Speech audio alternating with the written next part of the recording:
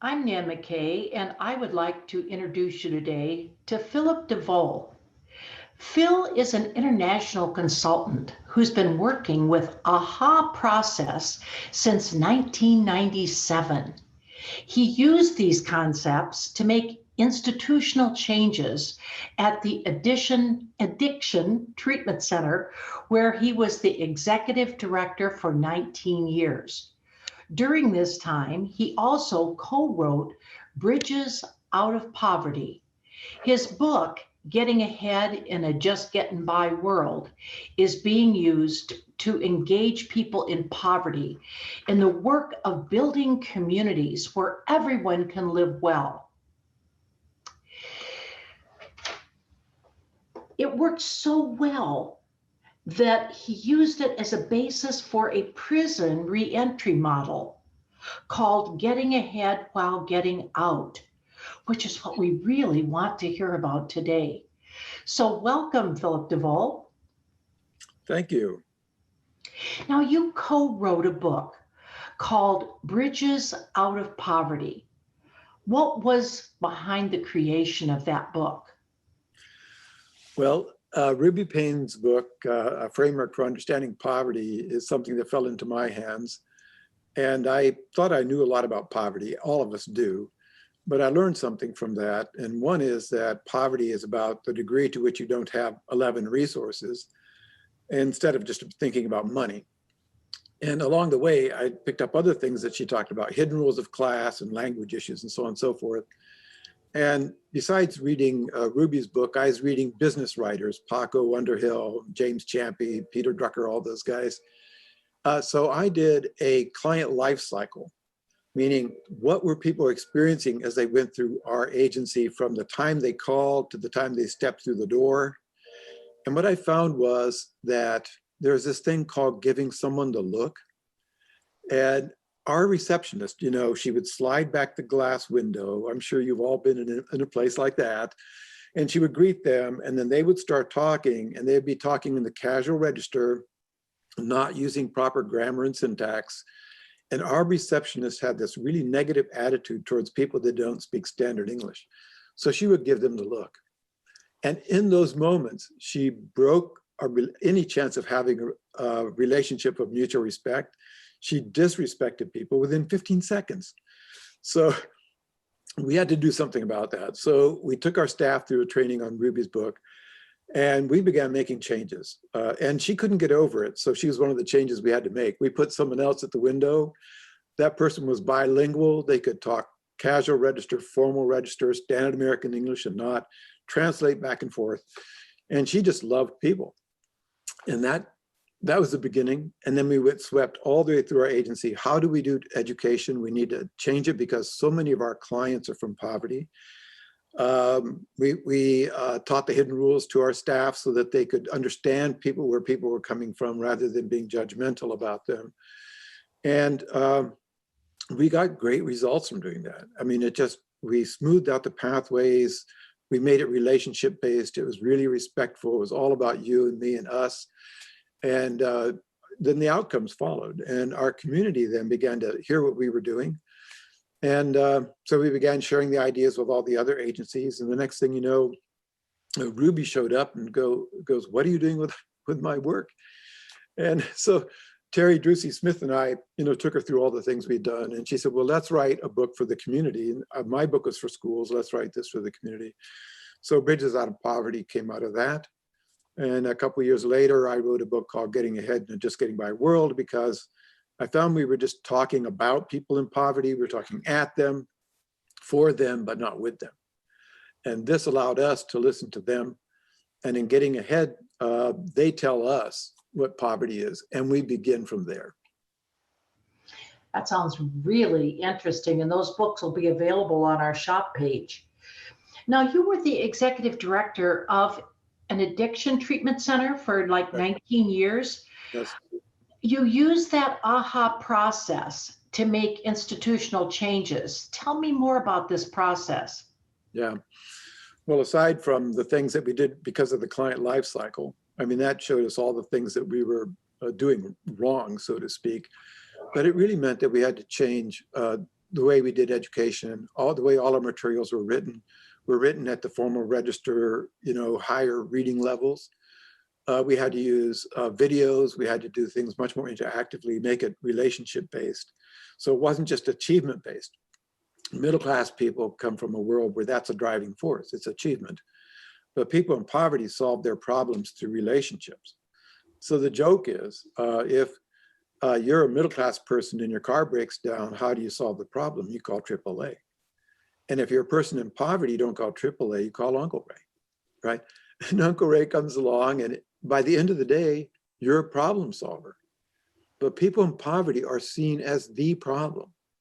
And what we say is they are not the problem, they are problem solvers. And when you honor people like that and use their style of solving problems, which is all relational, that means we had to change the way we did treatment for adolescents.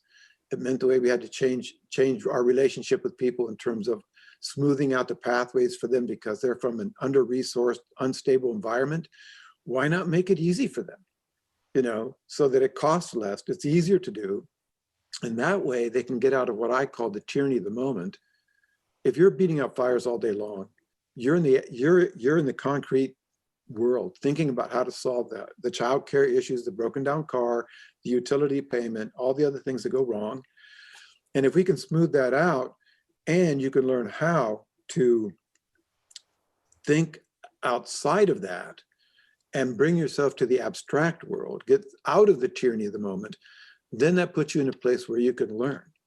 And then if we have this really happy kind of relationship world where you can learn through conversation with other people and not just have people in middle class telling you what to do from the front of the room, you begin to take charge of your own learning. You begin to take charge of what you can do next, what your future story is going to be, and you can understand the context that you're living in. It all goes to getting into the abstract. So everything we did was aimed at that. And then we started getting those good results. So in the end, we were able to start getting adolescents sober. We started Ohio's first alternative school for recovering kids. So all of this is based on having a new mindset, a more accurate mindset of what it means to be in poverty, and having a definition that you can really use. If poverty is about the lack of 11 different resources, the solution is to build those resources. So do you use this in a variety of treatment centers across the country? Well, I no longer work in the addiction field. So there are people in the addiction field who use our work, but now it's communities at large that use our work. More than anything else is there's people that are concerned about people in poverty. And our ideas can be used by any sector. I mean, I used it in the addiction field, but it can be used in workforce development, it can be used in healthcare, and on and on. There's not one sector in America that isn't impacted by poverty and people in poverty. And there's not a single sector in our society that can't help people in poverty if they understand it properly. So in Bridges communities, lots of sectors use it in their own way. And we don't have instructions on how to use it in every place because everyone needs to innovate, make it local, make it relevant where you are in your organization and your community. So we're now in 48 states and 7 other countries, and everybody's innovating like mad. And we just learn from each other, sector by sector and in the communities too. So it's a really alive, wonderful, relationship-based thing that's spreading. Well, that sounds wonderful. Now, you're speaking on getting ahead while getting out at the Solutions Summit for Housing Crisis to be held virtually next week. Yes. I understand that there's 3 plans as part of a restoration model to be put into effect upon an inmate's release from prison.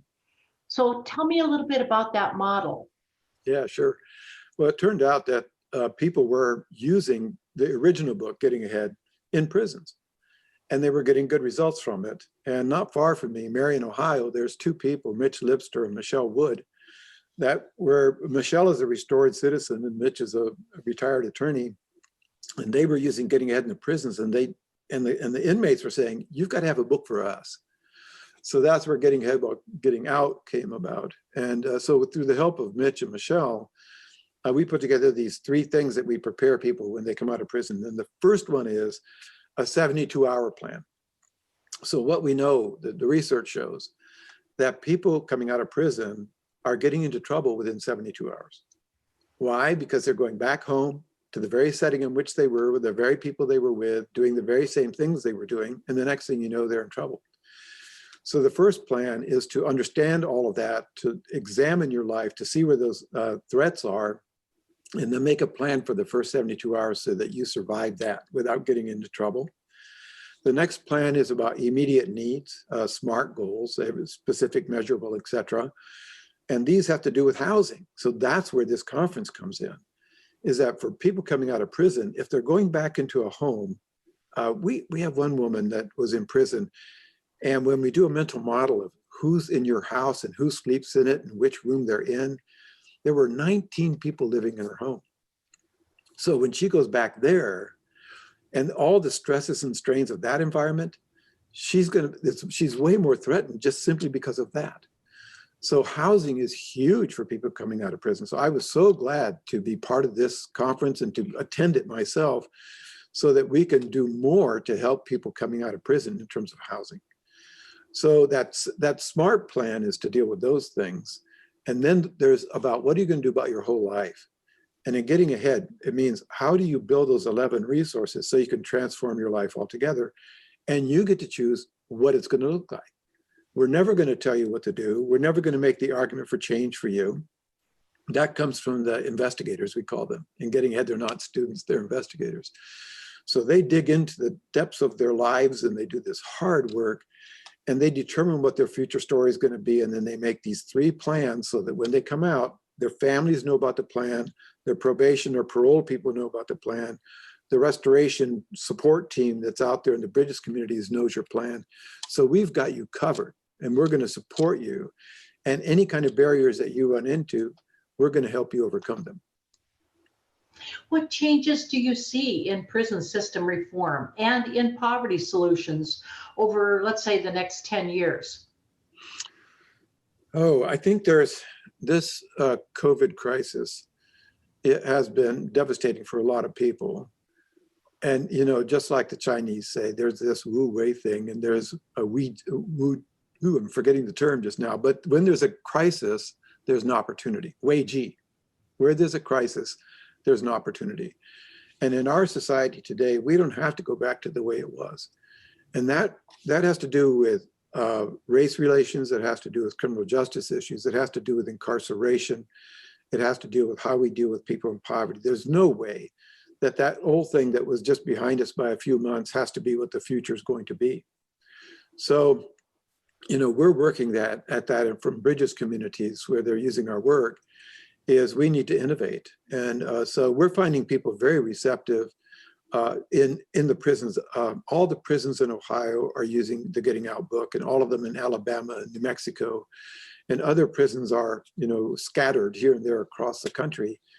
And we're going to be doing it virtually in the prisons, like we do it Getting Ahead virtually in the communities. Well, our company was, I'm so proud of them, so quick to respond to this. We met with people that were Getting Ahead graduates, they're called, and said, what do you need? Well, we need to be able to do this virtually because we want to continue doing Getting Ahead. And they quickly came up with a way to do that. Well, now the folks in Hawaii are saying, hey, this virtual thing is great because now we can get to the remote islands. We could never have offered Getting Ahead there, and now we can. So there are opportunities in this. And so a big shakeup is not a bad thing.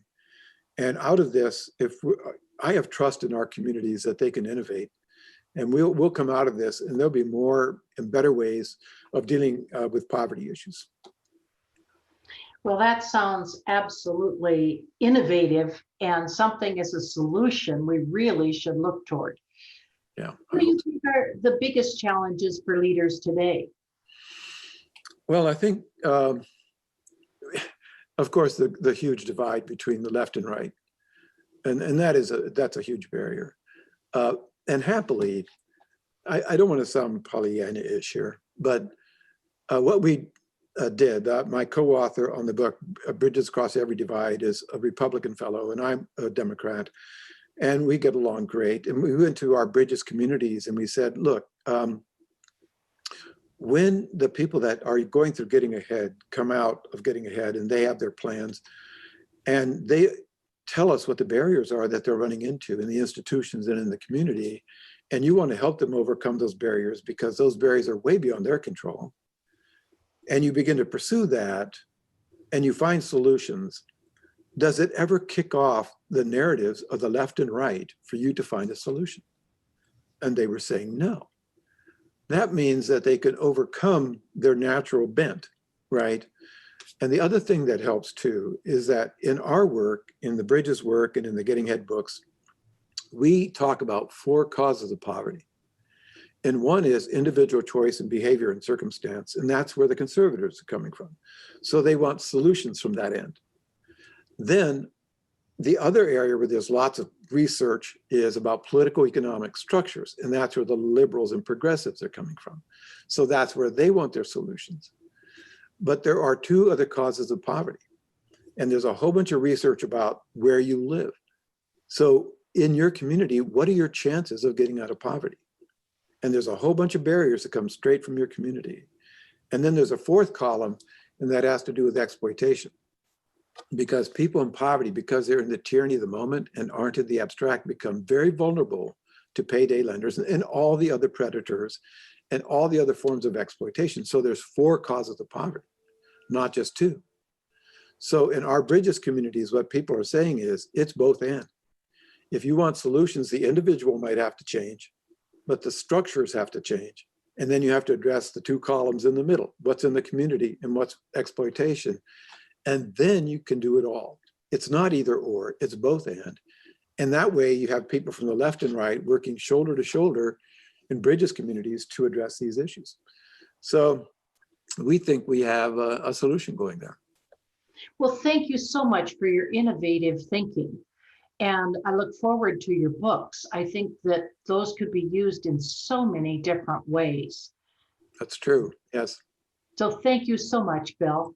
Thank you for the chance to talk with you and to kind of promote the conference that we have.